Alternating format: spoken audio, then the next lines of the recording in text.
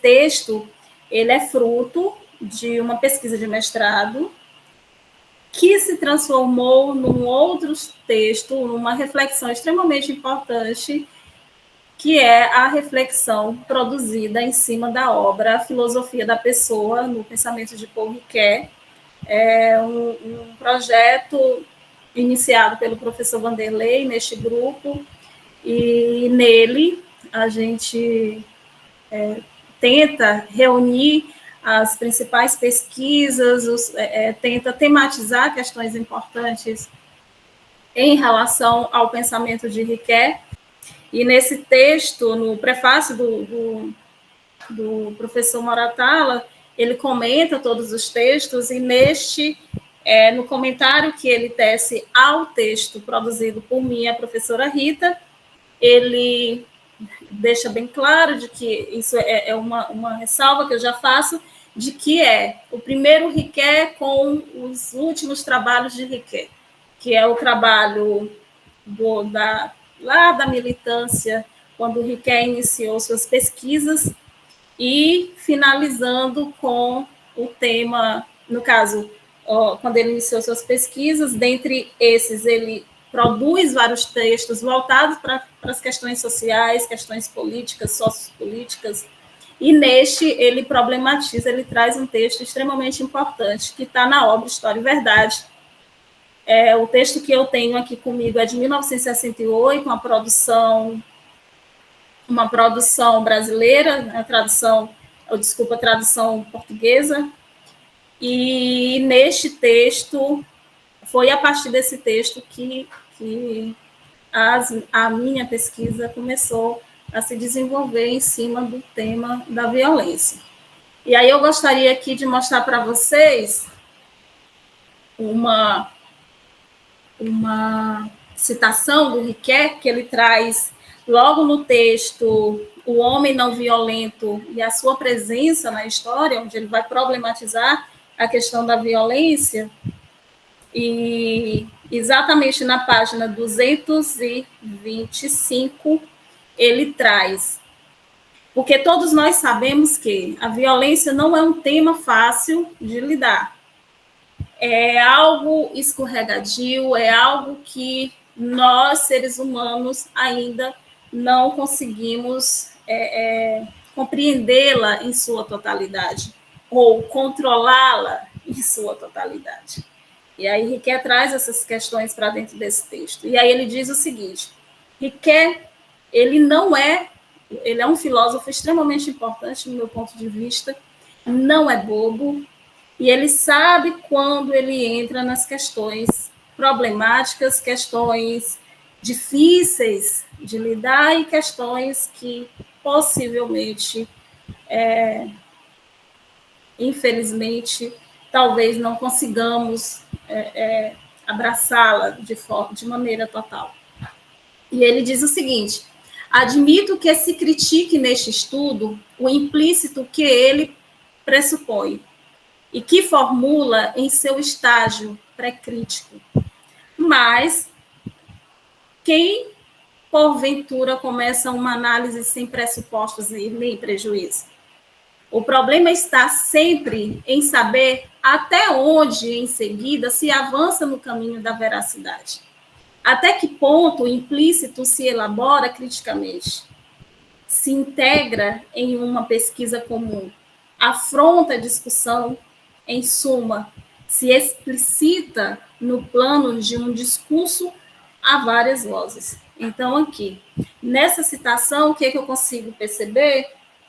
Eu consigo perceber que Ricoeur é consciente de que é uma problemática difícil de trabalhar, e que possivelmente ele já entre nessa problemática sabendo que não vai conseguir responder a todas as questões que ele traz. Mas ele nos instiga a permanecer no debate, a buscar esse debate, a encarnar esse debate. Um debate que, para ele, é extremamente importante, é o pano de fundo da vida de todos nós. E é um debate que requer extrema atenção. Então, o texto,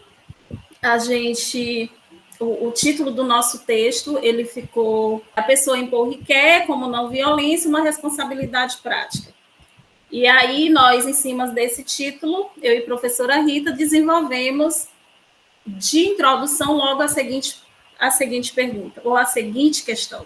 A violência é constitutiva da pessoa? Se é, como podemos agir para superar este traço constitutivo?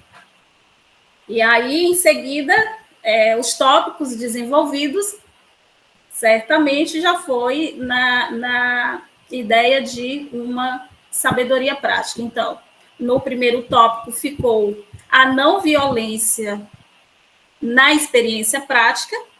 Neste tópico, a intenção, ou as principais questões que trouxemos foram alguns exemplos que Riquet traz dentro do texto O Homem Não Violento na História, e ele traz alguns exemplos, ele traz o Gandhi e o Martin Luther King como situações, exemplos de possíveis ações não violentas.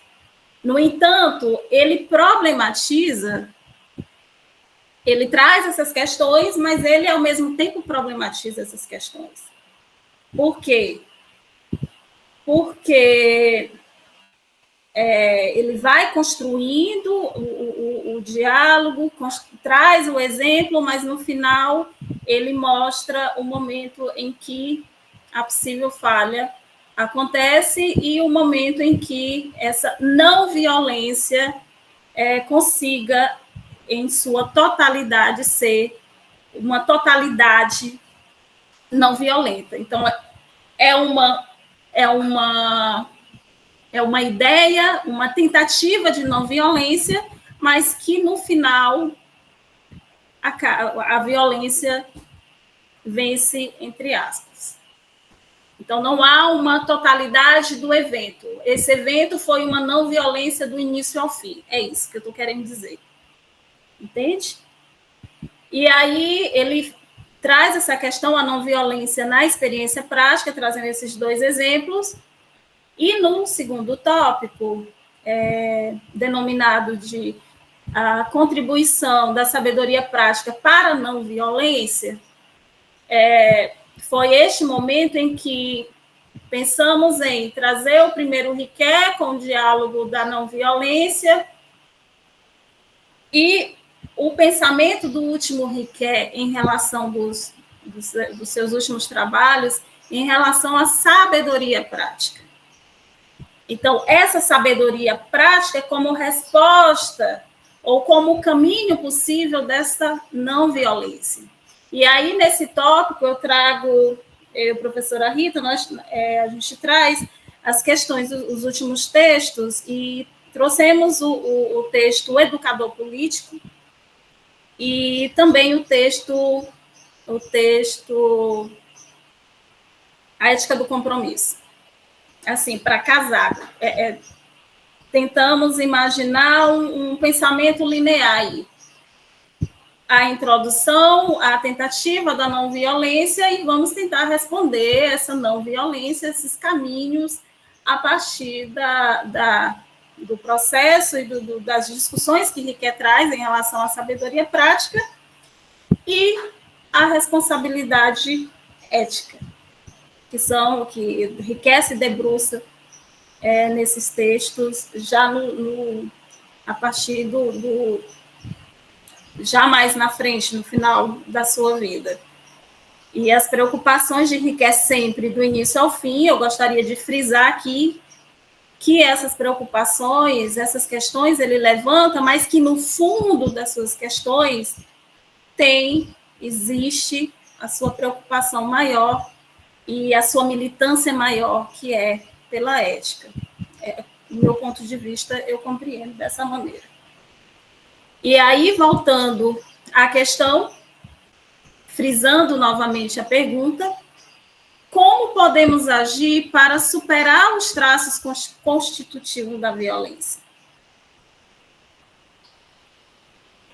E aqui eu já trago uma resposta, porque Riquet, ele vai dizer o seguinte, ele diz, se a não violência há de ser eticamente possível, é preciso colocá-la em curto-circuito com a ação efetiva, efetuada tal qual brota de todas as incidências mútuas pelas quais se elabora uma história humana. Ou seja, nesta fala, eu compreendo que Riquet está querendo dizer que é colocar as nossas ações em curto-circuito com os momentos de tensões. É de como vamos nos comportar, de como vamos refletir os momentos de tensões, os momentos de conflitos. E é isso, a impressão que eu tenho é isso, é que ele nos aconselha a refletir esses momentos de curto-circuito, esses momentos de tensões. Me parece que ele quer que nós nos situemos e nos reconhecemos como seres capazes de provocar violência, mas que, ao mesmo tempo, somos seres capazes de refleti-la antes de praticá-la. E aí eu venho para as questões. Então, como podemos agir para superar os traços constitutivos da violência? Então, lá a pergunta aqui é, como podemos agir para superar os traços constitutivos? Riquet aponta, ele dá a saída, ele traz a atenção. Ele, tipo, chama, ele dá chama a atenção, tenta nos chamar a atenção para essas situações, ou para este momento. E aqui, ele, assim, eu compreendi dentro do texto de que ele vai apontando possíveis posturas nossa como pessoas, que posturas poderíamos ter para tentar lidar com este problema. E a primeira postura é a tomada de consciência. Que ele não diz no texto, ele não diz assim, tomada de consciência, mas dentro da minha compreensão e da minha interpretação, eu vejo essa palavra no fundo da sua fala, no fundo do seu texto, a tomada de consciência. E essa tomada de consciência, ele vai nos colocar que, primeiro reconhecer a violência. Em seguida, compreender que essa violência, ela tem comprimento, ela tem largura e ela tem profundidade. Ela tem comprimento porque ela está em toda a história. Ela tem largura porque ela se configura nas situações psicologizantes, sociais, culturais, políticas e espirituais. E ela é profunda porque ela permanece nas pluralidades das consciências. Então, assim, é essa primeira medida que me parece que quer que a gente tome, é essa tomada de consciência. Em segundo, depois dessa tomada de consciência, depois de compreender que essa violência está, que ela existe, e de que a qualquer momento ela vai acontecer, ele apela, ou talvez apelar não seja a palavra mais certa, mas ele nos aconselha, eu prefiro dizer esse termo, ele nos aconselha a posicionarmos, a nos posicionar. E aí é onde ele entra com o diálogo entre o yogi e o comissário. Por quê? Não é estar entre o yogi, não é ser yogi ou ser comissário. É ser as duas coisas ao mesmo tempo. Pelo menos Foi isso que eu compreendi. É ser as duas coisas ao mesmo tempo. É se voltar para o interior, mas, ao mesmo tempo, voltar-se para o externo. Voltar-se para o externo. É preocupar com o interior, com o singular, com a pessoa em si, com o eu, com si, com o outro. É voltar-se a atenção para o meu interior e voltar a atenção para o exterior. Por quê? Por que Riquet traz essa questão? Porque se você é só yogi, você está à margem da história. Você está à margem da violência. Por quê? Você se preocupa só com si. Você está preocupado em tratar essas questões interiores para não ser uma pessoa violenta. Mas o externo fica em suspense. O que para Riquet, esse externo é o que fica na história.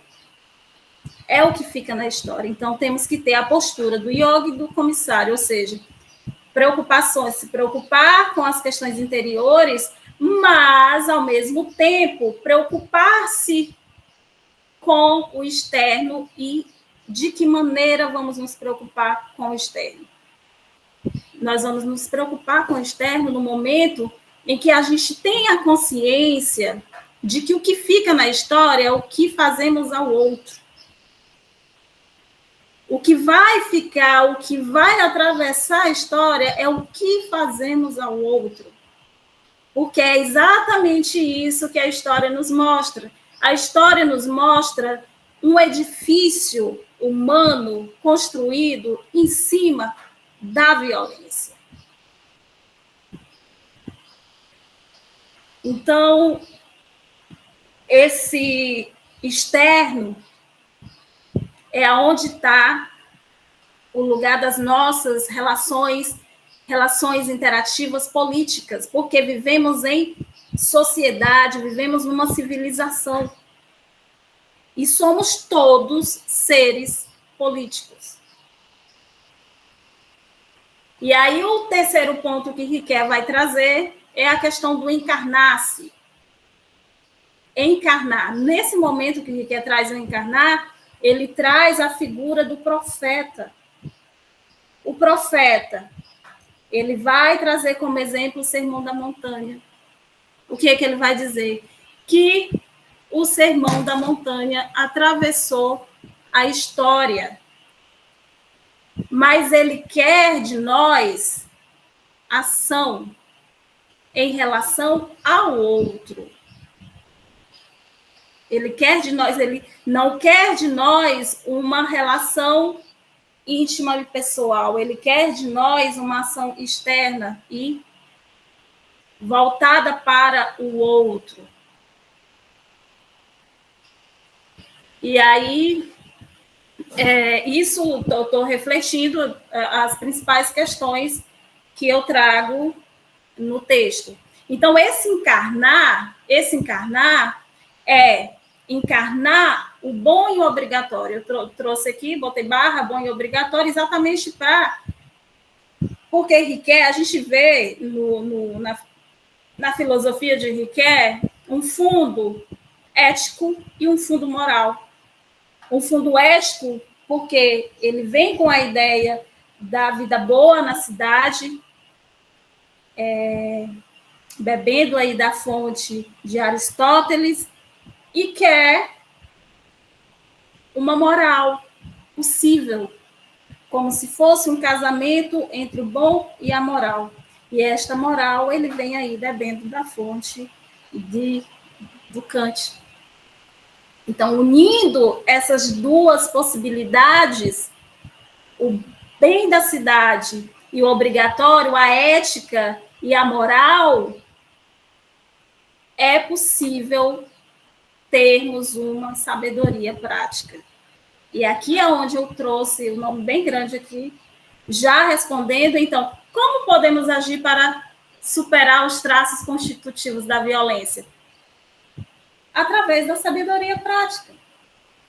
Só que na sabedoria prática, para ser uma sabedoria prática, requer um fundo mais profundo.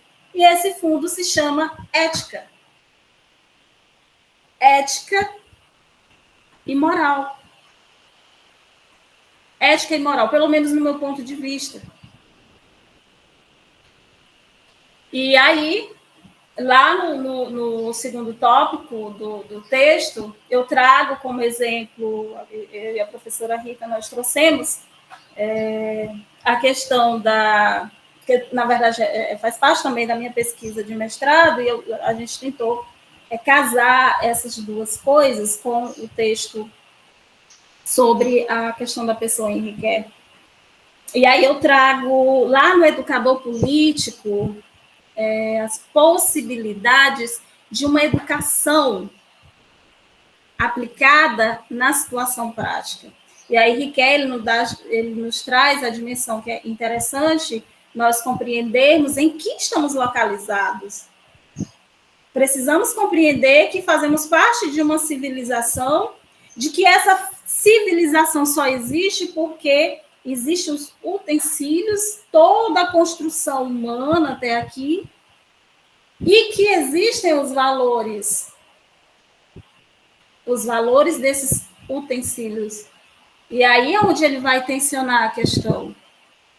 O que é mais importante aí?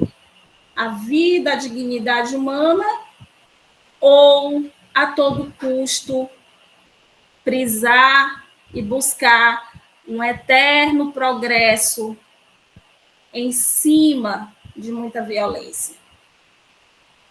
E aí Riquet problematiza isso lá quando ele vai falar do político. Porque para ele, o ninho, o maior ninho, se encontra lá. Nas nossas ações políticas, nas nossas posturas políticas. E aí o texto, a gente finaliza trazendo essas questões, mas ainda temos uma questão extremamente importante que eu trago no texto também, que é a questão do discurso, porque eu ainda consegui trazer para o texto, e também a professora Rita, porque a gente trabalha com essa questão também da questão da linguagem, de que Riquet se preocupa muito, traz aqui nesse livro, ele se preocupa muito com a questão do discurso, a violência do discurso. Então, é necessário encarnar, vejam bem, é necessário encarnar o bom e obrigatório, esse fundo ético no discurso, nas nossas posturas, nas nossas interações humanas e em nós. Então, me parece aí que isso tudo se resume em 3 palavras: consciência ética, compromisso e responsabilidade. Então, nós finalizamos o texto trazendo lá para a conclusão essas 3 principais palavras: consciência ética, compromisso e responsabilidade. E aí, é exatamente essa a minha exposição. Se formos pensar... Aí, Euseli, o texto respondeu a questão que vocês levantaram. A violência é constitutiva da pessoa? Se é, como podemos agir para superar os traços constitutivos da violência? De cara, se alguém me fizer essa pergunta, eu vou dizer que a violência é constitutiva da pessoa. Por quê? Porque estamos entre 2 tensões. Há um fundo em nós. Quais são essas tensões? Eu trouxe até aqui. Essas tensões, ela é o desejo, a questão é a nossa atividade humana, isso que nos conduz à questão afetiva, aonde se aninha o prazer, a dor, e o desejo de dominar, o desejo de dominação, o desejo de dominar o outro. E aí é onde está o poder, é onde mora a tensão. Então é isso, nós estamos entre, como nós estamos entre essas situações, é possível, é sempre possível que a violência se constitua, surja a partir de nós. Essa é uma resposta minha, refletindo a partir do que Riquet traz. Mas Riquet, eu vou usar aqui o termo, a palavra que a Antônia vem estudando nos últimos meses, que é a palavra esperança. Riquet vê, Riquet, me parece que Riquet consegue enxergar, Riquet nos aconselha e nos diz que, embora existam essas tensões em nós, seres humanos, é necessário que a gente veja a luz do dia, que eu até marquei aqui no texto. Peraí, desculpem, eu acho que eu já falei demais. Eu disse que ia falar 15 minutos, mas me parece que falei muito. Só um instante. É porque eu achei extremamente importante essa fala dele. Eu marquei aqui.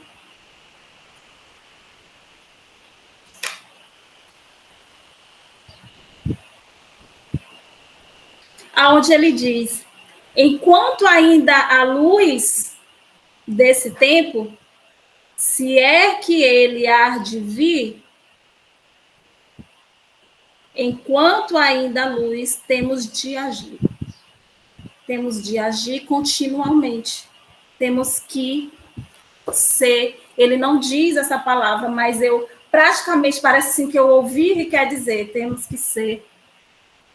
Temos que ser militantes. Temos que abraçar a causa da violência e continuamente estarmos trabalhando e focados contra a violência. Precisamos focar, precisamos ser ativistas sempre, precisamos ser vigilantes. Embora, possivelmente, essa não violência vá acontecer em sua totalidade, porque Riquet, ele diz que assim como a história entrou na história como a violência, a não violência também pode seguir esse mesmo curso. Ela pode ter comprimento, largura e profundidade, mas isso depende das nossas posturas, depende de nós. Então, a minha fala é simples. Como nosso artigo, esse artigo, eu agradeço muito ao Roseli, partiu de um capítulo da dissertação dela. E eu tive a sorte de estar na banca de Roseli e acompanhei um pouco o trajeto dela de pesquisadora sobre esse tema. Muito bem. E nessa perspectiva, eu quero, então, começar retomando a possibilidade de se realizar pessoa não violenta. E aí eu tomo o conceito de Riquet, de pessoa, a partir do que Aloysio Souza colocou na apresentação dele passada, até com uma forma de dar gancho ao nosso discurso e ao discurso que teve sábado passado. E uma coisa assim, que me chamou muito a atenção foi a seguinte expressão de Aloysio interpretando Riquet. Aloysio diz: pessoa é um singular concreto que age e sofre, porque representa a ideia de estar entre o ideal e o vivido. Pessoa é sempre um devir. Aí termina aí sou eu já que a penso, né? Como ideal, a pessoa está sempre a se constituir, e um vivido, um ser que vive, está no mundo a praticar e sofrer ações, pois está inserido em um meio cultural, social e político, como bem falou Roseli. Mas o que mais me chamou a atenção na fala de Aloísio, e que aproveito aqui para fazer a apresentação do nosso texto, e fiquei refletindo, foi sobre a concepção de pessoa como pessoa ser sempre um devir. Nessa constatação, interpreta a pessoa como sempre se constituindo, nunca está pronta, acabada. Talvez pareça ser uma defesa da ipseidade em relação à mesmidade. Aqui já é fazendo uma relação e uma reflexão do que Roseli colocou como primeiro e último Riquet, perseguindo esse tema de não violência e violência, né? A mudança superpró talvez pareça ser uma defesa da ipseidade em relação à mesmidade. A mudança superposta sobre aquilo que permanece, em outra palavra, o caráter, mas como não é conhecedora, mas como sou conhecedora da dissimetria original da nossa condição identitária pessoal, acredito que a condição da ipseidade, a mudança, como abertura ontológica para nos constituirmos como pessoa não violência. E essa ipseidade, por se mover, ao estar sempre se transformando, deixa rastros registrados na memória que não se esvai no acontecimento do momento, por causa da promessa, e que aponta-nos para uma ação que naturalmente fazemos ao longo da vida, prometer. A genialidade do filósofo foi perceber o valor moral e ético da promessa. Em um mundo tão dissolvido na incerteza da palavra, da ação, da emissão de palavra, dos discursos, a partir do que ele já chama também de narrativas, que é o mundo do século XX, e agora, mais propriamente, no século XXI, encontra-se exatamente na promessa, no ato de prometer a condição ética e moral que assegura a ipseidade, a sua relação com o outro na história e na cultura, sendo também o ato de prometer político. Assim penso que, pela promessa, a ipseidade cria marcas de constância para a mesmidade, e a pessoa se reconhece como sendo, apesar de todas as mudanças, sendo também a mesma. Agora, nessa questão, aí já é uma reflexão minha em relação ao nosso próprio texto, eu vou passar a palavra para a Alexandra, mas é uma questão que eu ando pensando muito, é isso aqui na literatura, porque ainda vem aquela questão que nós já discutimos aqui no grupo, que é a relação ética da literatura.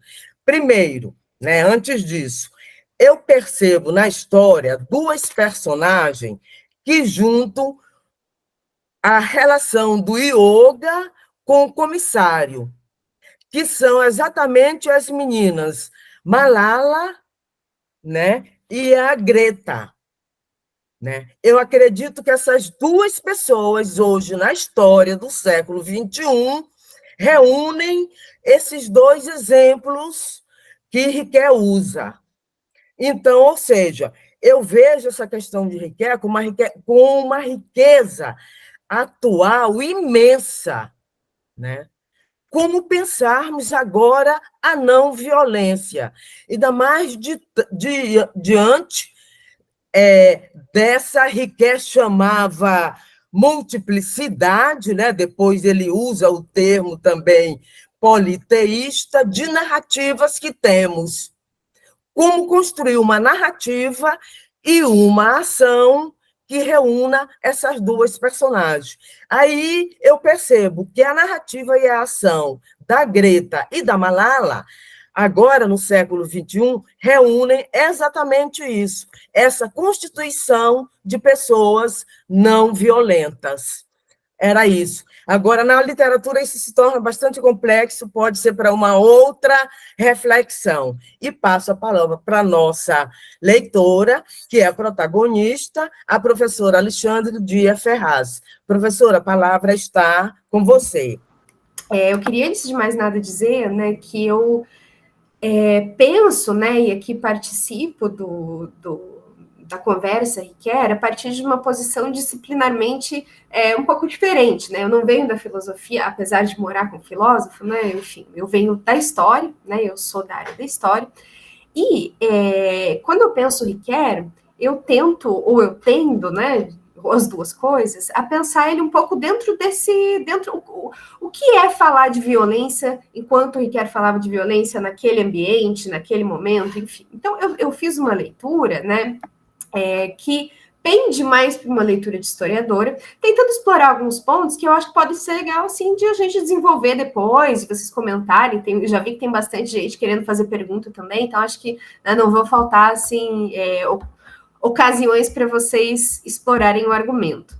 E eu queria dizer, antes de mais nada, né, que eu achei, pegando o gancho da professora Rita, né, que colocou agora sobre a atualidade dessa questão ética da não violência, eu achei o tema atualíssimo, né, e conforme eu ia lendo, né, quando eu vi o título e conforme eu comecei a ler, eu me deparei com uma circunstância, né, de que no atual momento eu estou lecionando a disciplina de História Contemporânea 3. História Contemporânea 3 seria mais ou menos, né, do 1940 até hoje, digamos assim. E muitas das questões que esse texto me evocou, elas são questões que costuram vários eventos traumáticos e vários eventos violentos do século XX, que nem sempre, né, num contexto de aula, elas se colocam assim a partir desse tipo de pergunta. Mas, ao mesmo tempo, é como se elas latejassem, né? E eu percebo isso também nos questionamentos de estudantes, enfim. Então, pensando um pouco nisso, né, nessa atualidade, eu queria começar meu comentário dizendo de por que eu acho que essa questão da não violência ou da violência, ela se torna muito atual, mesmo atual no sentido de nos últimos 100 anos, né? E eu acho que ainda mais nos últimos 10 anos.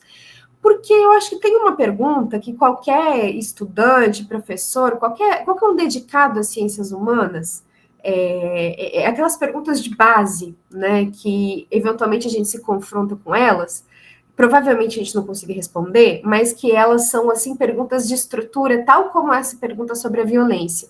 E a pergunta que eu me refiro, né, que ficou na minha cabeça durante toda a minha leitura, é a seguinte: é possível que alguém se torne uma pessoa melhor porque ela conhece coisas, porque ela tem melhores ideias, porque ela tem acesso a melhores informações? Quer dizer, em que medida se conectam a esse nosso desejo de melhorar o mundo através do que a gente escreve, pensa, do que a gente lê, e o fato de que as pessoas tomam suas decisões, né? Vou tentar ser um pouco mais objetiva para dizer como é que isso eu acho que isso tem relação com o texto. No caso do campo da história, e eu acho que o Riquer é um excelente debatedor para isso, né, porque transita muito bem entre essas duas disciplinas, né, ele tem uma fronteira desguarnecida, mas no caso da disciplina da história, essa questão ética, ela passa por uma pergunta que a gente tem se feito muito nas últimas décadas, né, que é a pergunta sobre, afinal de contas, para que serve isso aqui, né? Porque durante muito tempo, né, desde que a história virou disciplina, ali no século XIX, até vou usar a data aqui, 1940, porque acho que ela é importante depois para pensar a publicação do texto do Riquer em si.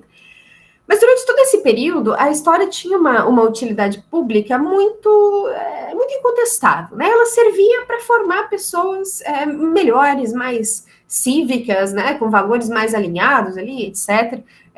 Por exemplo, né? Aqueles compêndios de história do IHGB que ensinavam a gente o que era ser um brasileiro, o que era ser um francês, etc.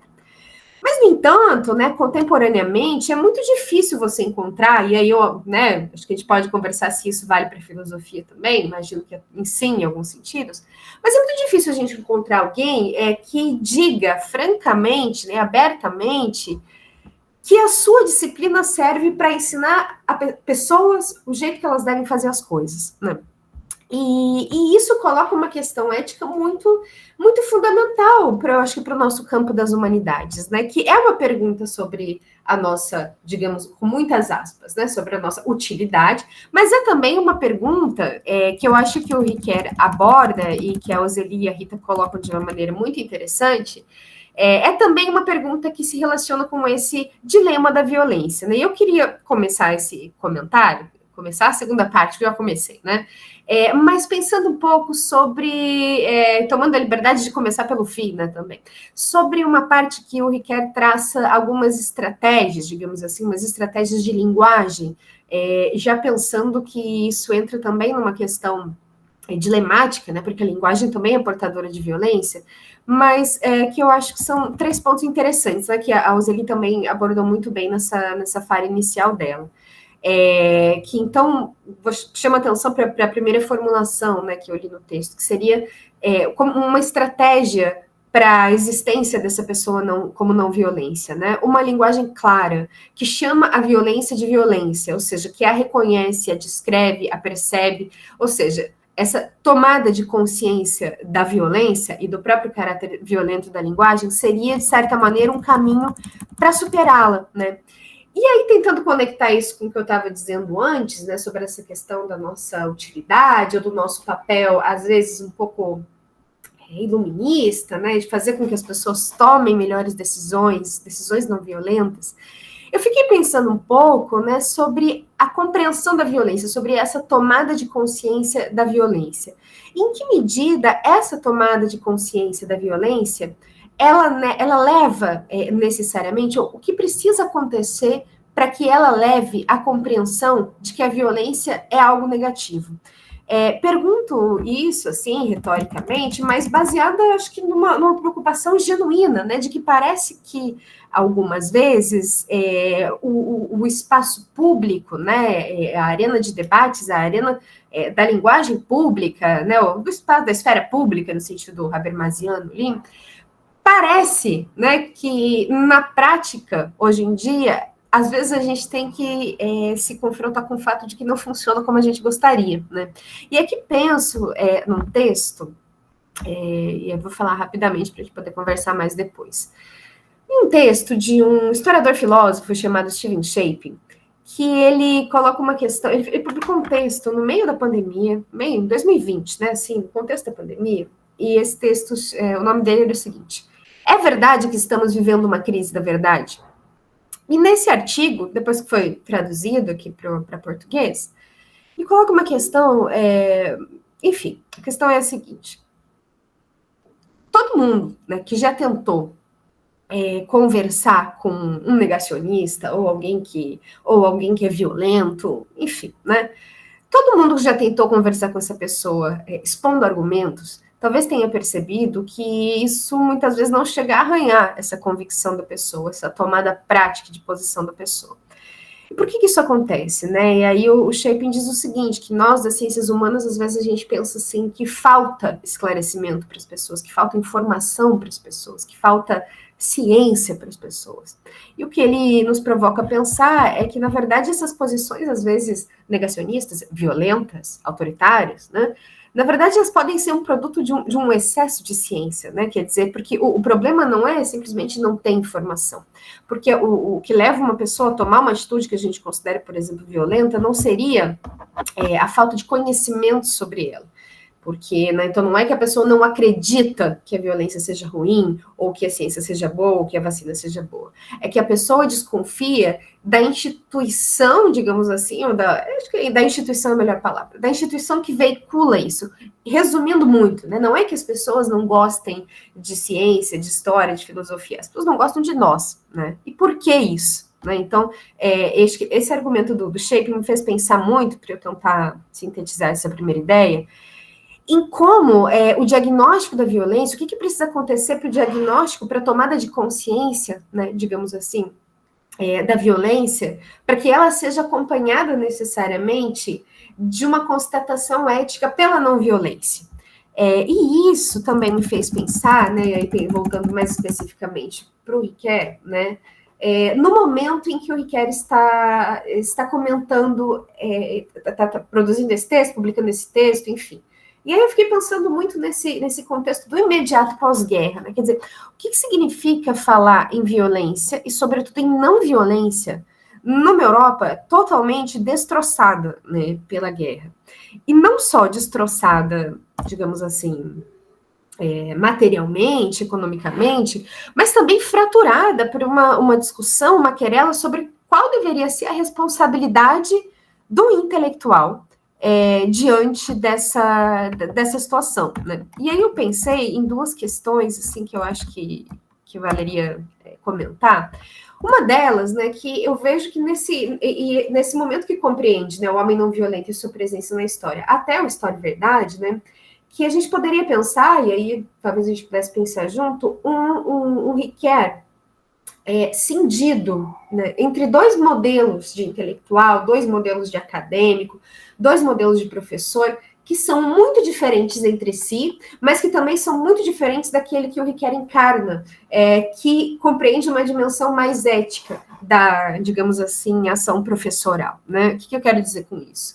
Se a gente pensar nesse contexto aí, anos 40 até 68, né, nesse período imediato pós-guerra, Guerra Fria, a gente tem a ascensão de dois grandes modelos, né? Um modelo, enfim, digamos assim, a figura representativa do intelectual combativo, ou que a gente poderia pensar, né, do intelectual profético, né, para usar a analogia tipológica, enfim, ou seja, do intelectual que vai ao público, que vai ao mundo, que não é ensimesmado, né, enfim, que sai da sua reflexão internalista em direção ao mundo, correndo todo tipo de risco que essa postura engendra, né, que é o modelo Sartre, digamos assim. Quando a gente olha, né, para o Riquer, tanto para os escritos do Riquer, mas também eu pensando digamos assim, na posição do Riquer, né, enquanto professor, enfim, toda essa atitude intelectual que o reveste, é muito difícil, né, observar esses dois modelos Riquer e Sartre se aproximando. Embora possam se aproximar em alguns temas, né, enquanto modelos de atitude intelectual, eu lembro até de uma passagem, né, do História e Verdade, que o Riquer estava chamando por um intelectual que não tem medo de ser chamado de intelectual, ou não tem vergonha de ser chamado de intelectual. E o Sartre, nesse momento, dizendo justamente o contrário, né, que a gente tinha que ter vergonha por ter nascido um intelectual burguês, que escrever sobre Flaubert era coisa de burguês, enfim, né. Então, de um lado, o modelo Sartre. De outro lado, né, e aí pensando uma dimensão mais ampla, assim, o pós-guerra marca também a ascensão do modelo intelectual americano, né, a crise das universidades europeias, que também é uma crise econômica e tudo isso, e a ascensão desse modelo mais técnico, mais departamental, mais funcionário público do conhecimento, né, que eu acho que também não é exatamente o modelo do Riquer, né, então como é que eu vejo, assim, e aí eu achei muito interessante que a Auseli colocou, né, essa oscilação necessária entre o yogi e o comissário, talvez ela pudesse ser pensada também para pensar a própria posição do Riquer dentro desse debate tão inflamado que era a questão da violência no pós-guerra, porque em alguns sentidos, né, nessa França que pende muito mais para o sartrismo nesse momento, você, pensando na questão da Guerra da Argélia, por exemplo, né, você ter uma postura não violenta era, enfim, dependendo do assunto que se tratasse, uma atitude colaboracionista, né, que, por exemplo, né, aí chega no segundo ponto, quando Sartre faz o prefácio do Fanon e etc., o Fanon é alguém, né, que também vai se projetar nesse momento, e eu acho que ele pode pensar, né, ele pode ser uma voz interessante nessa pergunta muito interessante do texto sobre se a violência é constitutiva da pessoa. Ele poderia trazer para a gente uma pergunta de segunda ordem, e assim, mas por que a gente deveria superar esse traço constitutivo, se é justamente esse traço constitutivo, ou seja, o traço da violência, que, claro, não qualquer violência, né, mas uma violência que tem a ver com a superação da violência colonial, da violência primeira, etc., né, quer dizer, de que maneira essa não violência, ela é também um traço, né, daquilo que o Fanon quer combater, né? Ou seja, a ideia de matar o pai, embora, claro, seja metafórica, né, matar o pai enquanto matar o colonizador, ela evoca um sentido de violência que é positivo nesse ambiente em que o Riquet debate.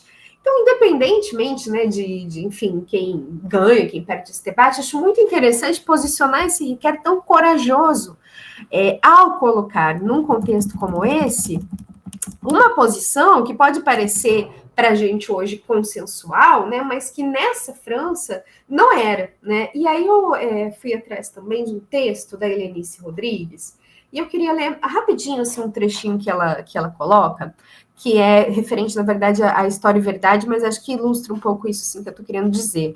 Ela diz o seguinte, ela está citando Paul Ricoeur, abre aspas, que a violência tem existido sempre, em toda parte, é algo que não se contesta. Quando pensamos na maneira pela qual se edificam e se desmoronam os impérios, se firmam os prestígios pessoais, se entredevoram as religiões, se perpetuam ou se derrubam os privilégios da propriedade e do poder, e até mesmo como se consolida a autoridade dos mestres do pensamento. Essa citação extraída, e agora eu estou citando a Helenice, essa citação de Paul Ricoeur, extraída do livro História e Verdade, publicado em 57, ou seja, pouco após a insurreição de Budapeste, violentamente reprimida pelos tanques soviéticos, e em plena Guerra da Argélia, atesta a íntima relação que o poder entretém com a violência. As chamas de Budapeste, abalando as convicções ideológicas dos intelectuais da esquerda francesa, inspiram Ricoeur a elaborar uma reflexão sobre a problemática do poder. A originalidade dupla e paradoxal do político residia, segundo esse autor, na sua racionalidade específica e em suas possibilidades de perversão. E isso me fez pensar em algo que eu anotei aqui, a Roseli comentou um pouquinho, mas eu gostaria muito de ouvir mais de vocês, que são especialistas em Ricoeur, né? De que maneira esse tema da não violência, digamos assim, de um jovem Ricoeur, de que maneira ele se encontra com o Ricoeur consagrado, né, com o Ricoeur, digamos assim, maduro, ou enfim, né, por que eu estou colocando isso? Porque no fim do texto, né, a Roseli e a Rita colocam assim, embora Ricoeur não tenha desenvolvido um estudo mais amplo sobre a problemática da violência, nem sobre a ideia da não violência, podemos perceber em seus estudos uma importante preocupação com o sujeito reflexivo, capaz de se compreender e compreender a outrem. E aí eu queria fazer assim, um comentário, né, de alguém que, enfim, que vem de outra disciplina, né, que não tem a mesma profundidade que vocês têm lendo Ricoeur, mas a impressão que chega, assim, para uma historiadora, como leríamos o Ricoeur dentro da história, é que a impressão é que o Ricoeur, ele meio que passa a vida dele, né? E como a Roseli acho que colocou, acho que a minha intuição não está errada, né? Mas que a vida toda dele orbita numa preocupação ética que parece que garante uma unidade para esses dois pontos da obra dele. E eu acho que isso, né, guarda uma conexão não só com o conteúdo dos textos do Ricoeur, mas também com essa atitude intelectual do Ricoeur, né? E eu lembro, né, por exemplo, que teve uma vez que em outra ocasião que a gente estava conversando, e eu lembrei, junto com vocês, de um obituário que saiu na Folha de São Paulo quando o Ricoeur morreu, né, escrito pela Jean-Marie Garneban, que ela destacava o fato de que aparecia assim, né, morre o filósofo cristão Paul Ricoeur. E que isso chama um pouco a nossa atenção, né, porque a gente não está acostumado a ver esse adjetivo, né, cristão, essa identidade associada ao filósofo. O que significa usar essa palavra nesse obituário?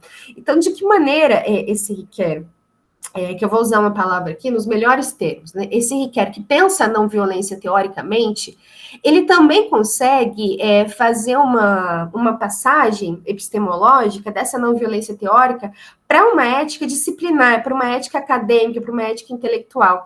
E eu acho que esse é um ponto muito interessante de a gente pensar o Ricoeur, porque raramente, né, a conexão entre vida e obra ela é pensada nesses termos, né? Geralmente, ou você tem que, enfim, dar prioridade para o contexto ou para o texto, mas talvez aqui a gente tenha um caso de alguém que agiu disciplinarmente, profissionalmente, a partir dos seus pressupostos teóricos, né?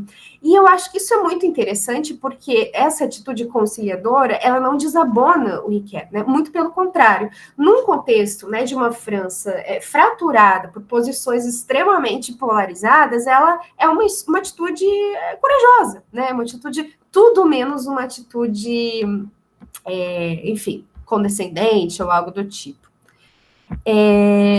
Bom, só tem mais 2 comentários, tá, gente? Tô falando demais, vocês me desculpem, mas é que eu realmente me empolguei, porque eu acho que o tema, enfim, me chama muita atenção para muitas coisas, assim, contemporâneas, então eu achei muito interessante.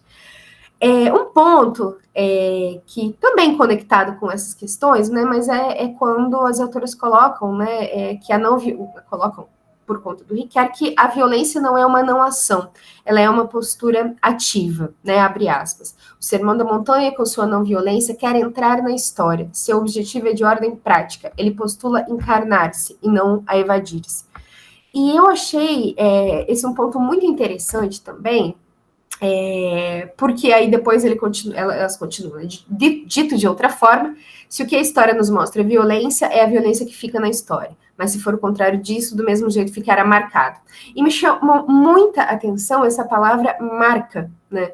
Que eu não sei como aparece para vocês, mas quando eu ouço essa palavra marca, parece que eu vejo algo que aparece à revelia da feitura da história, né? Por exemplo, né? Uma caixa de lenço aqui, quando ela está marcada, parece que eu bati alguma coisa nela e ela ficou marcada à revelia, né? Diferente se eu propositalmente faço uma marcação, uma incisão nesse objeto. Estou dizendo isso porque eu acho que o uso dessa palavra marca me fez pensar muito sobre como a decisão sobre o que se registra na história, né, e essa decisão não é uma decisão transcendental, né, uma decisão muito real, eventualmente tomada em congressos, em reuniões de departamento, né, enfim, mas que esse registro do que se registra ou não na história, se ele é, por sua vez, não necessariamente violento, mas passível de ser violento porque ele é uma ação que é investida de poder, né? Por exemplo, você dizer o que é contemporâneo, o que não é um exercício, digamos assim, de violência, não da mesma violência, obviamente, né, que se discute quando se fala de um genocídio, coisa assim, mas é violento no sentido de que é arbitrário e é uma arbitrariedade que é exercida por quem tem um poder que o outro não tem, né? Tudo isso para dizer, né, que eu acho que esse registro não violento da história ele me fez pensar, né, sobre a própria possibilidade de que a história seja registrada como não violência. Penso, por exemplo, no caso, né, de uma... e aí, voltando para a disciplina lá de Contemporânea 3, que sempre começa com essa conversa, né, que às vezes quando a gente vai periodizar o século XX, ele sempre começa, né, nessas abordagens assim mais clássicas, né, com a ideia de que no século XIX tinha um negócio chamado Concerto das Nações, que seria, digamos assim, uma época de paz e depois foi destruída ali com a Primeira Guerra, a Revolução Russa, etc. No entanto, né, esse século XIX, entendido como um momento de paz, ele só, enfim, esse concerto, né, essa harmonia, esse ambiente de paz, isso é construído em cima, né, enfim, dependente da violência colonial, né, que é feita fora da Europa, mas que é feita. Eu estou dizendo isso porque aí eu pensei também numa outra citação do Riquet, que eu acho que pode complementar essa nossa conversa aqui sobre a violência na história e o registro violento da violência na história, né? E é uma frase que está na A Memória, a História e o Esquecimento, né? E a frase diz o seguinte, abre aspas: o que celebramos com o nome de acontecimentos fundadores são essencialmente atos violentos legitimados posteriormente por um Estado de direito precário, legitimados no limite por sua própria antiguidade, por sua vetustez. Assim, os mesmos acontecimentos podem significar glória para uns e humilhação para outros. Ou seja, no limite, quando a gente pensa isso, né, e aí com os 2 exemplos que estão no texto, que eu achei também muito pertinentes, né, o Gandhi e o Martin Luther King. Talvez, como os exemplos que a professora Rita traz para a gente agora, né, da Greta e da Malala, aonde que está a violência e a não violência? Será que a não violência está nessa prática ou a gente teria ainda uma dificuldade ou um desafio positivo, né, como o Zili chama a gente para encarar, também no registro que se faz dessa não violência, né? Será que no âmbito do registro, no âmbito da agência histórica e do registro público, eu consigo violentar uma ação não violenta, né? Como, por exemplo, e agora eu pensei isso porque a professora Rita falou e eu fiquei muito, muito provocada, né? Mas a Greta, né, que há uns anos atrás era vista, todo mundo falava isso, né, as manchetes dos jornais, assim, porque essa menina, não sei, ela é tratada como uma menina travessa lá da Suécia, né? E agora, a Greta tem se mostrado cada vez mais envolvida com muito comprometimento em causas, como, por exemplo, a causa palestina, né? E foi presa esses dias, quer dizer, esse agenciamento que se faz da ação não violenta, eu acho que passa muito por a gente disputar quem é que faz esse registro da história, sabe? E aí, já me encaminhando para o fim, né, porque, enfim, quero ouvir vocês falarem também, que eu fiquei provocada por esse exemplo do Gandhi e do Martin Luther King, pensando muito também num debate que a Wendy Brown, via Foucault, né, tem trazido ultimamente, quando ela debate neoliberalismo, que é sobre a relação entre vingança e niilismo, né, e a importância que essas atitudes têm para a gente compreender algumas dimensões da violência contemporânea que vêm travestidas de uma coisa do tipo assim, eu não me importo, né, de uma postura de desresponsabilização. E isso me chama a atenção, e eu acho que é um debate muito contemporâneo, né, porque a Ozeli e a Rita também colocam, e aqui vou citá-las, né, o seguinte: podemos aqui primeiro dizer que é necessário reconhecer o discurso e a prática da violência que comanda a humanidade. Segundo, reconhecer a importância do cidadão nas operações de discurso e em suas ações. Somos seres responsáveis pelas ações do mundo e pelos resultados dela. Então, me parece que o Riquet está já trazendo, né, nesse Riquet jovem, enfim, é uma questão que talvez seja a questão consular, né, do debate intelectual do pós-guerra, que é a questão da responsabilidade, né. Poucos anos depois, a gente vai ver, enfim, talvez seja a epítome disso, né, que é a Hannah Arendt discutindo ou apresentando o seu Eichmann, né, que é mais uma ocasião que não se condena simplesmente a violência, não se condena simplesmente o próprio Eichmann, né, se condena ou se absolve, né, enfim, no caso foi condenado, a própria ideia de que o quão um sujeito é responsável ou não por atos de violência. E me parece, né, que mais uma vez, é uma discussão muito corajosa que o Riquet traz, né. E, por fim, eu queria colocar uma outra questão, que acho que apareceu também um pouco na fala da Ozeli, e eu queria muito escutar mais vocês, assim, como pensar, né, essa situação intermediária entre o sentido e a violência, né, quer dizer, se o caminho, digamos assim, se existe uma maneira de enfrentar a violência, que é com a tomada de consciência e com a linguagem, né, eu fiquei pensando em muitas inflexões desse debate que vem sendo feitas hoje em dia, né? Pensando, por exemplo, a morte do outro é a violência em essência, né? A eliminação do outro. Mas, para garantir que a morte do outro seja algo factível, né? Penso, por exemplo, no Achille Mbembe, a violência, ela tem que vir muito antes, né? Ela tem que tornar o outro matável, ela tem que criar essas comunidades de violência, onde a violência não é percebida como violência, né? E aí eu fiquei pensando, né, se, assim como eu comecei esse comentário falando como às vezes é difícil constatar, né, que o debate público nem sempre transforma, né, as pessoas ou o mundo do jeito que a gente queria, eu fiquei pensando também, e não queria terminar isso de maneira pessimista, mas eu sei que, enfim, não vou terminar pessimista, né, mas que será mesmo que a violência é o contrário da política, né, será que a violência é o contrário da racionalidade? Para o Mbembe, não, né, para o Mbembe, o poder é a própria violência, né, a soberania é a própria violência. Então, antes de você pensar na violência como eliminação, que acho que nesse contexto em que o Riquet publica, a questão da violência, ela publicamente é debatida nesses termos, nos termos de extermínio, né, acho que o Riquet encontra, né, ou antecipa, e acho que isso é um ponto muito interessante, ele encontra uma formulação que antecipa um debate que o Mbembe vem fazendo, assim como outros teóricos também, sobre essa, talvez constrangedora, continuidade entre política e violência, né?